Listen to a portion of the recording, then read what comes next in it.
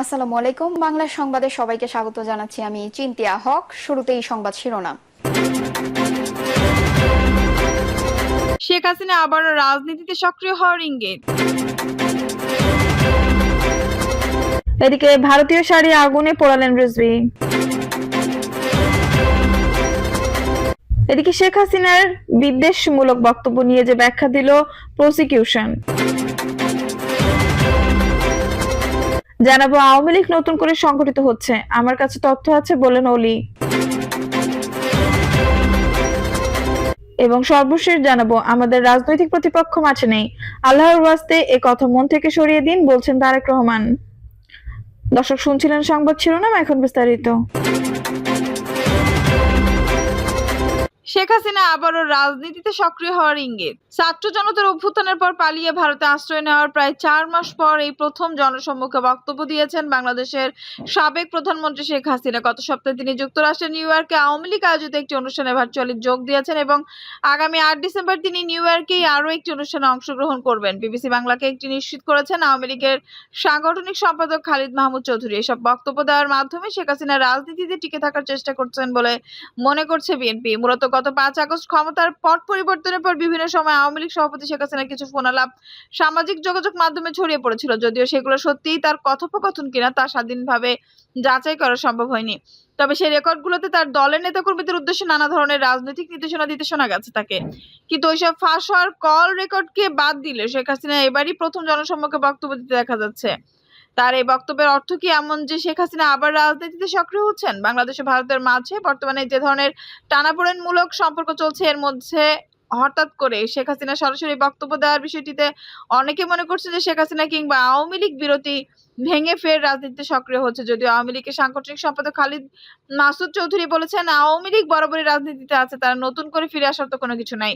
New ইয়র্কের শেখ হাসিনা তার বক্তব্যে যেসব দাবি করেছেন সেসব অন্যতম ছিল বাংলাদেশের সংখ্যালঘুদের উপর নিপীড়ন চলছে এবং তিনিও তার বোন শেখ রেহানাকে খুন করার চক্রান্ত করা হয়েছিল ইত্যাদি। শেখ হাসিনা যা যা বলছেন তা দেশের স্বার্থে বলেছেন উল্লেখ করে খালিদ মাহমুদ চৌধুরী আরো বলেন, দেশ এখন দুর্বৃত্তদের হাতে চলে গেছে। দেশকে, দেশের মানুষকে, দেশের সার্বভৌমত্বকে রক্ষা করা আওয়ামী লীগের নৈতিক দায়িত্ব, কারণ আওয়ামী লীগ এই দেশের সৃষ্টির সঙ্গে জড়িত। এদিকে বৃহস্পতিবার সাবেক প্রধানমন্ত্রী শেখ হাসিনার বিদ্বেষমূলক বক্তব্য গণমাধ্যম ও সামাজিক যোগাযোগ মাধ্যমে প্রচারে নিষেধাজ্ঞা দিয়েছেন আন্তর্জাতিক অপরাধ ট্রাইব্যুনাল। বিগত আওয়ামী লীগ সরকারের আমলে বিএনপি ভারপ্রাপ্ত চেয়ারম্যান তারেক রহমানের সব ধরনের বক্তব্য, বিবৃতি গণমাধ্যম ও সামাজিক মাধ্যমে প্রচার ও প্রকাশ নিষেধাজ্ঞা দেওয়া হয়েছিল। যদিও চলতি বছরের আগস্টে সেই আদেশ প্রত্যাহার করেছে হাইকোর্ট।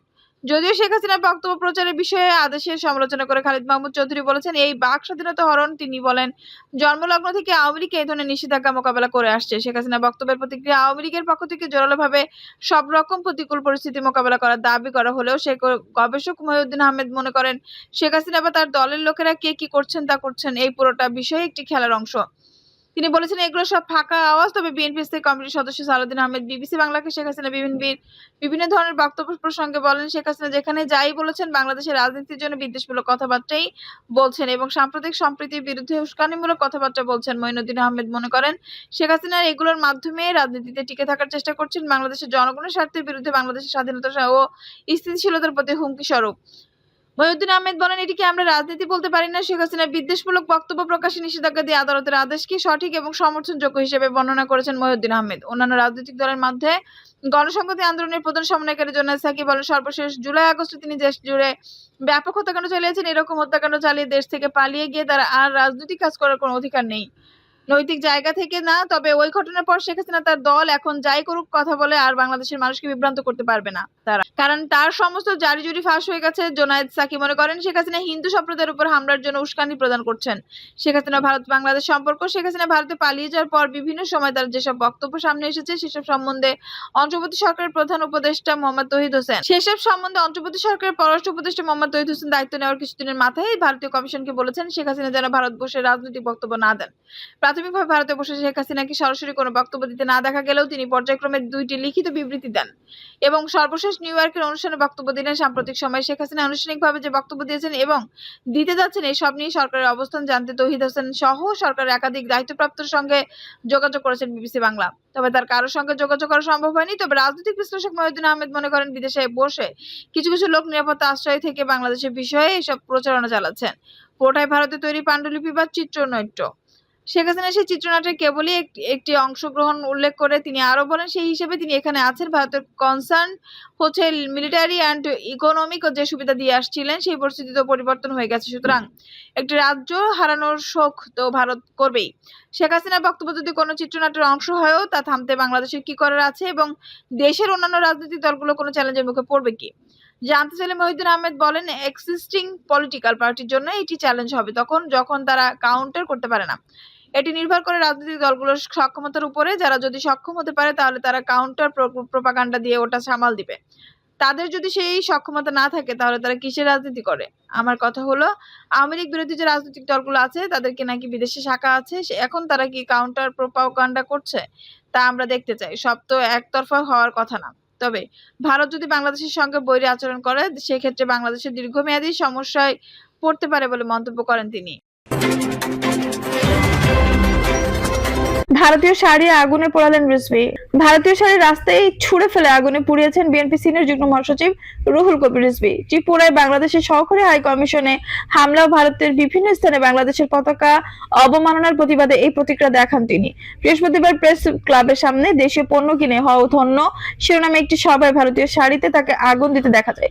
এই সময় সঙ্গে ছিলেন নেতাকর্মী ও সমর্থকরা। সবাই রিজভী বলেন, ভারতীয় ভিসা বন্ধ করে বাংলাদেশ সরকার সঠিক সিদ্ধান্ত নিয়েছে। আমরা একবেলা খেয়ে থাকবো তবু মাথা নত করবো না। যে শেখ হাসিনা গুম খুন করেছে, ছাত্রদের রক্তে রাজপথ ভাসিয়েছে, তাকে ভারত পছন্দ করে কিন্তু বাংলাদেশকে পছন্দ করে না বলে মন্তব্য করেন বিএনপির এই সিনিয়র নেতা। রিজভী বলেন, ভারত যা বলবে তাই শুনবে। এমনটা শেখ হাসিনার মতো দু একজন থাকতে পারে কিন্তু কোটি কোটি বাঙালি এর বিপক্ষে। শেখ হাসিনার বিদ্বেষমূলক বক্তব্য নিয়ে যে ব্যাখ্যা দিল প্রসিকিউশন। আন্তর্জাতিক অপরাধ ট্রাইব্যুনাল পরোয়ানাভুক্ত আসামি সাবেক প্রধানমন্ত্রী শেখ হাসিনার বিদ্বেষমূলক বক্তব্য প্রচারে নিষেধাজ্ঞাদেশ আরোপ করেছেন। বিদ্বেষমূলক বক্তব্য সংক্রান্ত দেশি বিদেশি আইনের উপর শুনানি দিয়ে ট্রাইব্যুনাল এই আদেশ দেন। এই বিদ্বেষমূলক বক্তব্য কি তা নিয়ে কথা হয়েছে প্রসিকিউশন টিমের সঙ্গে। এর আগে বৃহস্পতিবার সকালে এই নিষেধাজ্ঞা চেয়ে ট্রাইব্যুনালে আবেদন করার কথা জানান প্রসিকিউটর আব্দুল্লাহ আল নোমান। প্রসিকিউশনের মতে তিনি শেখ হাসিনা যেসব বলেছেন তা হিট স্টাক, সেগুলো বন্ধে এই আবেদন করা হয়েছে। ওই আবেদনের উপর চেয়ারম্যান বিচারপতি গোলাম মুর্তজা মজুমদারের নেতৃত্বাধীন আন্তর্জাতিক অপরাধ ট্রাইব্যুনালে শুনানি হয়। শুনানিকালে প্রসিকিউশন থেকে ট্রাইব্যুনালের সামনে বিদ্বেষমূলক বক্তব্য সম্পর্কে আন্তর্জাতিক অপরাধ ট্রাইব্যুনালের আইন সহ দেশি বিদেশি আইন রেফারেন্স ও সংজ্ঞা তুলে শুনানি করা হয়। এমনকি সাম্প্রদায়িক বিভিন্ন মাধ্যমে ফাঁস হওয়া শেখ হাসিনা কিছু ফোনালাপের সম্পর্কে ট্রাইব্যুনালকে অবহিত করা হয়। পরে আন্তর্জাতিক অপরাধ ট্রাইব্যুনাল গণমাধ্যম ও সামাজিক যোগাযোগ মাধ্যমে সাবেক প্রধানমন্ত্রী শেখ হাসিনার বিদ্বেষমূলক বক্তব্য প্রচারে নিষেধাজ্ঞা দেন।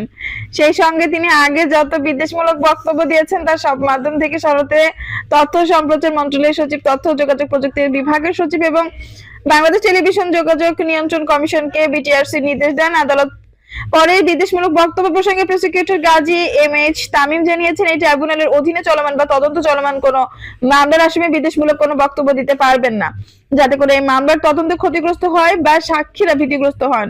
কিছু মিডিয়া ও সামাজিক যোগাযোগ মাধ্যমে ট্রাইব্যুনালে মামলার আসামি শেখ হাসিনার বক্তব্য ফোনালাপ ফাঁস হয়েছে, যেখানে তিনি বলেছেন 287টি মামলা হয়েছে, মানে 287 জনকে মার্ডার করার লাইসেন্স পেয়েছে। তোমাদের বাড়িঘর পোড়াচ্ছে, তাদের কি ঘর বাড়ি নাই? এসব শব্দ দিয়ে মূলত মামলায় ভুক্তভোগী ও সাক্ষীদের হুমকি দেওয়া হয়েছে। তামিম আরো বলেন, যেসব ভুক্তভোগী ও সাক্ষীরা আমাদের কাছে এসে জবানবন্দি দিয়ে গেছেন তাদের কিন্তু ট্রাইব্যুনালে সাক্ষী দিতে হবে। শুধু তাই নয়, বিদ্বেষমূলক বক্তব্যকে সারা বিশ্বে সব আইনেই ক্রিমিনাল অপরাধ হিসেবে ধরা হয়। যেটি করা হচ্ছে সেটি বন্ধের জন্য ইতিমধ্যেই যেসব প্রচার প্রকাশ হয়েছে সেগুলো সহ সব বিদ্বেষমূলক বক্তব্য প্রচার বন্ধে আমরা আবেদন করেছিলাম। ট্রাইব্যুনাল আমাদের আবেদন শুনেছেন, আমাদের ট্রাইব্যুনালের আইন আন্তর্জাতিক ও দেশীয় আইন সম্পর্কে শুনেছেন। সব শুনে আন্তর্জাতিক অপরাধ ট্রাইব্যুনাল সরকারের সংশ্লিষ্ট কর্তৃপক্ষের আদেশ দিয়েছেন যে ভবিষ্যতে বিদ্বেষমূলক কোনো বক্তব্য প্রচার বা প্রকাশ না পায়। যা ইতিমধ্যে প্রকাশ বা প্রচার হয়েছে তাও সরিয়ে ফেলতে পেরেছে আদালত। আমরা একজন আসামির ক্ষেত্রে এই আবেদন করেছিলাম। গত 17 অক্টোবর আওয়ামী লীগ সভাপতি ও সাবেক প্রধানমন্ত্রী শেখ হাসিনার বিরুদ্ধে গ্রেপ্তারি পরোয়ানা জারি করেন আন্তর্জাতিক অপরাধ ট্রাইব্যুনাল। একই সঙ্গে তাকে ট্রাইব্যুনালে হাজিরের নির্দেশ দেওয়া হয়। বৈষম্য বিরোধী ছাত্র আন্দোলন চলাকালে জুলাই আগস্টে সংগঠিত গণহত্যার অভিযোগের বিচার কার্যক্রম শুরুর প্রথম দিনেই শেখ হাসিনার বিরুদ্ধে গ্রেপ্তারি পরোয়ানা জারি করা হয়। আওয়ামী লীগ নতুন করে সংগঠিত হচ্ছে, আমার কাছে তথ্য আছে বলেন অলি। ক্ষমতাচ্যুত আওয়ামী লীগ নতুন করে সংগঠিত হচ্ছে বলে দাবি করেছেন liberal Democratic party LDP president colonel অলি আহমেদ। তিনি বলেন, আওয়ামী লীগ নতুন করে সংগঠিত হচ্ছে, কে সংগঠিত করছে, কে দায়িত্ব নিয়েছে, কোথায়, কখন এবং কোন বাসায় তিনি আছেন সে তথ্য আমার কাছে আছে। অলি আহমেদ বলেন, আমরা যদি মনে করি স্বৈরাচারী বসে আছে, এটা সঠিক নয়। স্বৈরাচারদের প্রথম, দ্বিতীয় ও তৃতীয় স্তর পুলিশ এবং প্রশাসনে বসে আছে। এখন স্বৈরাচারী দোসররা বিভিন্ন প্রতিষ্ঠানের সহাবস্থানে রয়েছে। আমি ডক্টর ইউনূসকে বলবো, আর কাল বিলম্ব না করে স্বৈরাচারের দোসরদের চিহ্নিত করুন, তাদের বদলি কোনো সমাধান নয়। চাকরি থেকে বাদ দিতে হবে। দুর্নীতির কথা উল্লেখ করে তিনি বলেন, আওয়ামী লীগের ইউনিয়ন পর্যায়ে দোসরদের কাছে কোটি কোটি টাকা আছে, এটা শেখ হাসিনা নিজেও বলেছেন। তার পিয়নের কাছে 400 কোটি টাকা রয়েছে। রাজনৈতিক দলগুলোর অনেকে আওয়ামী লীগকে পছন্দ করেন, তাদের সাবধান হতে বলেন কর্নেল অলি। গতকাল অন্ধ্রপ্রদেশ সরকারের প্রধান উপদেষ্টা নেতৃত্বে বিভিন্ন রাজনৈতিক দলের বৈঠক অংশ না নিয়ে ফিরে যাওয়ার প্রসঙ্গে অলি বলেন, যে কোনো কারণেই হোক আমরা সেখানে উপস্থিত থাকতে পারিনি, যার জন্য সরকারের একজন উপদেষ্টা দুঃখ প্রকাশ করেছেন এবং তিনি বলেছেন আগামীতে এই ধরনের ঘটনা ঘটবে না। সুতরাং এটা নিয়ে আর কোনো কথা বলতে চায় না। এলডিপির প্রেসিডেন্ট বলেন, অভিজ্ঞতার মূল্য দিতে হবে। লেখাপড়া বই পড়ে আপনি গবেষণা করতে পারবেন, অভিজ্ঞ লোকদের বিভিন্ন জায়গায় বসাতে হবে। আমার অভিজ্ঞতা রয়েছে, আমি 6 বার সংসদ সদস্য, 3 বার সফল মন্ত্রী ছিলাম। সুতরাং রাষ্ট্র পরিচালনায় কে কোথায় কিভাবে কাজ করছে, সে কে ভুল করছে তা আমাদের পক্ষে নির্ণয় করা কঠিন কাজ নয়। তিনি আরো বলেন, আমরা মিটিং এ থাকি বা না থাকি, বাংলাদেশের বিষয়ে আমাদের বক্তব্য পরিষ্কার, ভারতকে এটা বুঝতে হবে। আমরা মুক্তিযোদ্ধারা এখনো জীবিত আছি, বাংলাদেশের একটি স্বাধীন ও সার্বভৌম দেশ অলির দাবি।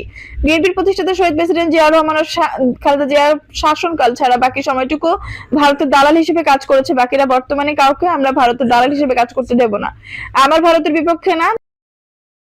দর্শক, এই ছিল এখনকার সর্বশেষ সংবাদ। নিশ্চয়ই ভালো লাগলে অবশ্যই একটা লাইক দিন, কমেন্টে আপনার মূল্যবান মতামত জানান। সবসময় আমাদের পাশে থাকতে সাবস্ক্রাইব করে বেল বাটনটি অন করে রাখুন। ধন্যবাদ।